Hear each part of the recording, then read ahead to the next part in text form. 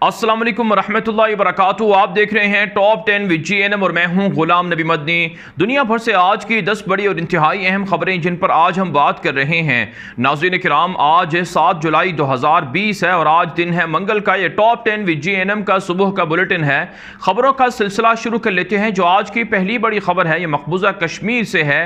नाज़रीन किराम, आज सुबह सवेरे भारत की दरिंदा गासिब फौज ने पुलवामा के अंदर ऑपरेशन शुरू किया, सर्च ऑपरेशन शुरू किया और वहां पर मुजाहिदीन मौजूद थे। उनके खिलाफ कार्रवाई की कोशिश की, लेकिन मुजाहिदीन के हमले के अंदर, मुजाहिदीन के फायरिंग के अंदर भारत के 2 जो फौजी एहलकार हैं वो मारे गए हैं और एक सीनियर अफसर भी ज़ख्मी हुआ है। मुकम्मल तौर पर जो सर्च ऑपरेशन है, जिस वक्त मैं वीडियो रिकॉर्ड कर रहा हूँ, ये अभी तक ख़त्म नहीं हुआ है, लेकिन जो इब्तदाई इतलात सामने आ रही हैं उनके मुताबिक 2 भारतीय फ़ौजी मारे गए हैं और इसी तरह से 4 के करीब भारतीय फ़ौजी ज़ख्मी हुए हैं और एक मुजाहिद भी कहा जाता है इस इनकाउंटर के अंदर, सर्च ऑपरेशन के अंदर शहीद हुआ है।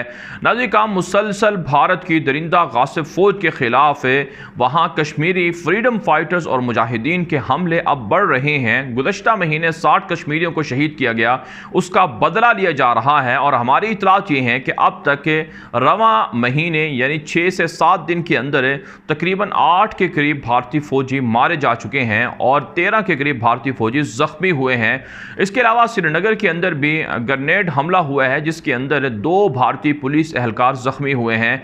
मुसलसल भारत के ख़िलाफ़ अब कश्मीर के फ्रीडम फाइटर्स चुकन्ने हो गए हैं और वहाँ पर मुस्तैदी से अब वो हमला कर रहे हैं। नाज़रीन काम, इससे पहले हम आपको बताते रहे हैं कि कश्मीर की आज़ादी तभी मुमकिन है जब ग़ज़वा हिंद शुरू किया जाए, जब मकबूजा कश्मीर के 70 लाख से ज़ायद मुसलमान इकट्ठे हों, खड़े हों और जिहाद के नाम पर भारत की दरिंदा गासिब फ़ौज के ख़िलाफ़ हमले शुरू कर दें। हमें उम्मीद है कि अल्लाह ताला ज़रूर मकबूजा कश्मीर के मुसलमानों को निजात दिलवाएगा भारत की दरिंदा गासिब फ़ौज के कब्ज़े से और कश्मीर इंशाअल्लाह ज़रूर आज़ाद होगा। आगे बढ़ ले जाने काम, जो आज की दूसरी बड़ी खबर है ये भी मकबूजा कश्मीर से है। मकबूजा कश्मीर के अंदर भारतीय पुलिस के एक सीनियर अफसर को गिरफ्तार किया गया था चंद माह पहले। उनका नाम देवेंद्र सिंह है, वो सिख कम्युनिटी से ताल्लुक़ रखते हैं। उनको गिरफ्तार किया गया था कि वो हिज़्बुल मुजाहिदीन के लोगों की मदद कर रहे हैं और अब नाज़रीन किराम, भारत की इंटेलिजेंस जो एजेंसीज़ हैं उन्होंने एक ताज़ा तरीन रिपोर्ट जारी की है जिसमें कहा गया है कि देवेंद्र सिंह नामी पुलिस अफसर जो मकबूजा कश्मीर के अंदर भारत की जानिब से मुतय्यन था, इसके पाकिस्तान के ISI के साथ और पाकिस्तान के खुफिया इदारों के साथ राबते थे और ये पाकिस्तान की मदद से जो हिज़्बुल मुजाहिदीन के कमांडर लोग थे या उनके एहलकार थे उनको ये असलहा सप्लाई करता था और अब उसके ख़िलाफ़ मुक़दमात कायम किए जा रहे हैं कि पाकिस्तान मकबूजा कश्मीर के अंदर मुजाहिदीन को असलहा फ़राहम कर रहा है। नाज़रीन काम, भारत की जानिब से इस तरह का प्रोपेगेंडा कोई अनहोनी बात नहीं है। इससे पहले भी भारत पाकिस्तान पर इल्ज़ाम लगाता रहा है। हालांकि भारत के पुलिस अफसर, भारत के अंदर के फ़ौजी अफसर, यहाँ तक कि भारत के खुफिया इदारों के लोग वो पैसे लेकर अपने ही मुल्क से गद्दारी करते हैं और वो रिश्वत लेकर, उनको पैसों की लालच होती है, वो पाकिस्तान के लिए जासूसी करते रहते हैं और इसमें पाकिस्तान का भला फिर क्या कसूर हुआ? वो तो उनके अपने ही लोग हैं जो जासूसी करते हैं और अपने ही मुल्क के ख़िलाफ़ इस्तेमाल होते हैं। लेकिन बहरहाल नाज़रीन किराम, इतनी बात ज़रूर है कि पाकिस्तान मकबूजा कश्मीर के मुसलमानों की मदद कर रहा है। हर सियासी फोरम पर और दुनिया भर के हर प्लेटफॉर्म पर पाकिस्तान मकबूजा कश्मीर की आज़ादी के लिए खड़ा हुआ है और आप देखेंगे, जिस तरह से मैं पहले बता चुका हूँ, कि कश्मीर की आज़ादी इंशाअल्लाह हम ज़रूर देखेंगे। आगे बढ़ लेते हैं काम, जो आज की तीसरी बड़ी खबर है ये चीन और भारत के मबैन जारी तनाज़े के हवाले से है। नाज़रीन काम, कल से भारतीय मीडिया चीखें मार रहा है, चीख चीख कर चिल्ला रहा है कि चाइना ने अपनी फ़ौजें पीछे हटाना शुरू कर दी हैं। जो तंबू लगाए हुए थे, टेंट लगाए हुए थे, उनको ख़त्म कर दिया गया है। 1.5 से 3 किलोमीटर का इलाका जो चाइना ने पहले कब्ज़ा किया हुआ था, अब वहाँ से फ़ौजें पीछे हटा चुका है। नाज़रीन काम, इस हवाले से जो अजीत डोवल, जो बदनाम ज़माना भारत का मुतनाज़ा तरीन किरदार है, मोदी का जो मुशीर है, उसने रब्ता किया था जो चीनी वज़ीर ख़ारजा हैं उनके साथ। तो इस मुलाकात के बाद ये ढंढोरा पीटा जा रहा है कि चाइना अपनी फ़ौजें पीछे हटा चुका है। नाज़रीन काम, ऐसा कुछ भी नहीं है। कल भी हम आपको बता चुके हैं कि अभी तक मुसद्दिका इतलात नहीं है, ये सिर्फ महज प्रोपेगेंडा है, या अपनी आवाम के साथ झूठ बोला जा रहा है भारतीय मीडिया की जानिब से।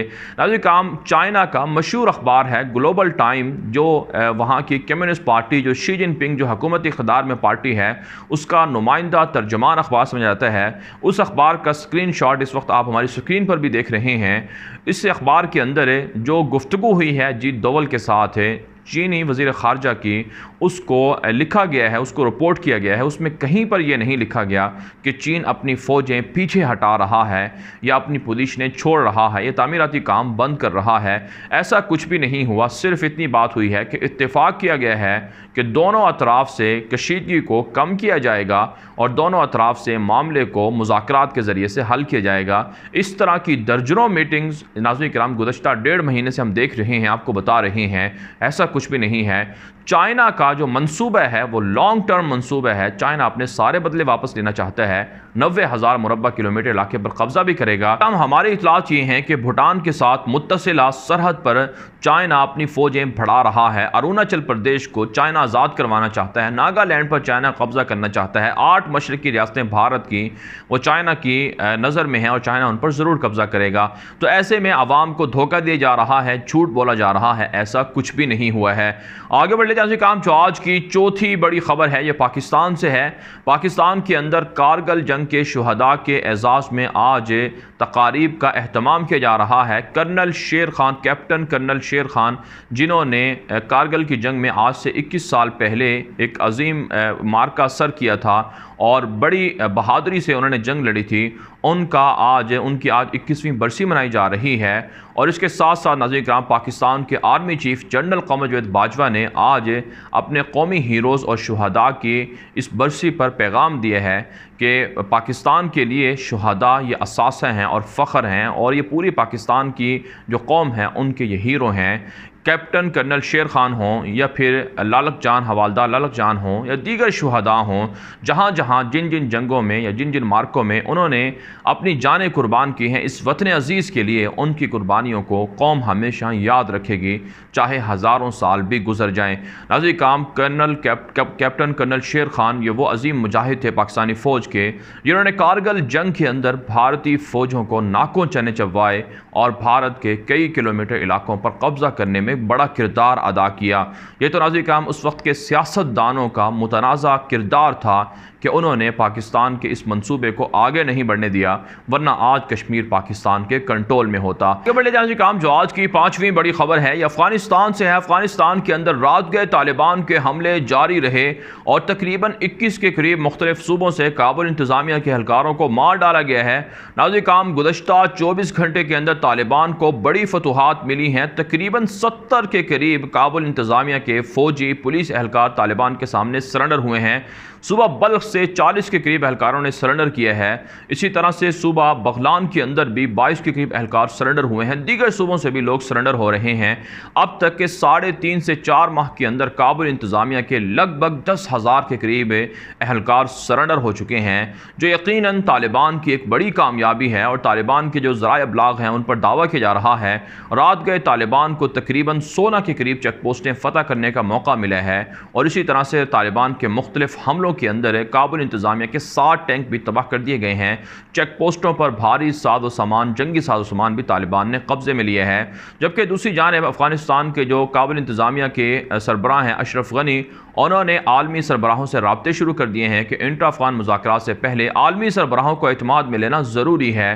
جبکہ عبداللہ نے جو اشرف غنی کے ساتھ حکومت میں شریک ہیں، انہوں نے بھی کہا ہے کہ وہ طالبان کے ساتھ رابطے میں ہیں اور انٹر افغان مذاکرات جلد شروع کر دیے جائیں گے۔ ناظرین کرام دوحہ کے اندر تیاریاں مکمل ہیں، اس مہینے لازماً انٹر افغان مذاکرات ہوں گے جیسے کہ اطلاعات آ رہی ہیں، اور پھر طالبان کی کابل حکومت کو عالمی سطح پر تسلیم کر لیا جائے گا۔ آگے بڑھے جانے کام جو آج کی 6ٹھی بڑی خبر ہے یہ اسرائیل سے ہے۔ اسرائیل کی غاصب درندہ فوج شمالی بیت المقدس سے 30 کے قریب مزید فلسطینیوں کو گھروں کو گرانے کا ارادہ رکھتی ہے اور جلد ان گھروں کو گرا دیا جائے گا۔ اسرائیلی اخبار یا میڈیا پر یہ دعویٰ سامنے آ رہا ہے۔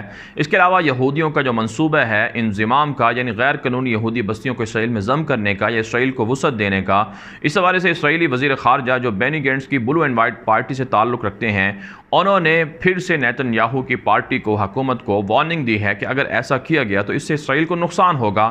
یورپی ممالک کے یورپی یونین کے جو وزرائے خارجہ ہیں وہ اسرائیل کے اندر آنا بند کر دیں گے اور یورپ کی جانب سے بڑی شدید مخالفت کا سامنا نیتن یاہو کو کرنا پڑے گا، اس لیے عارضی طور پر اس منصوبے کو معطل کیا جائے۔ لیکن دوسری جانب حماس نے اور محمود عباس کے الفتح تحریک نے اتفاق کیا ہے کہ انضمام کا جو منصوبہ ہے یہودیوں کا، اس کے خلاف مشترکہ طور پر لڑا جائے گا اور ہر ممکن جو اقدام ہے وہ اٹھایا جائے گا۔ اس کے علاوہ ناظرین کرام، عرب وزرائے خارجہ کا آج فلسطین کے حوالے سے ایک انتہائی اہم اجلاس بھی ہونے جا رہا ہے، لیکن ہم آپ کو بتا چکے ہیں کہ عربوں کی جانب سے فلسطین کے معاملے پر خاموشی اختیار کی جا رہی ہے اور کوئی ایسا بڑا اقدام نہیں اٹھایا جا رہا کہ جس سے اسرائیل کو روکا جائے، بلکہ بیک ڈور عرب جو ہیں وہ اسرائیل کے ساتھ تعلقات بھی قائم کر رہے ہیں۔ جیسا کہ آپ متحدہ عرب امارات کے گزشتہ دنوں جو حالیہ یا آپ کہہ سکتے ہیں حالیہ جو معاہدے ہیں یا اعلانیہ تعلقات ہیں اسرائیل کے ساتھ، ان سے آپ اندازہ لگا سکتے ہیں کہ عرب مسئلہ فلسطین کے ساتھ کیا دھوکے بازی کر رہے ہیں۔ آگے بڑھ لیتے ہیں ناظرین کرام، جو آج کی 7ویں بڑی خبر ہے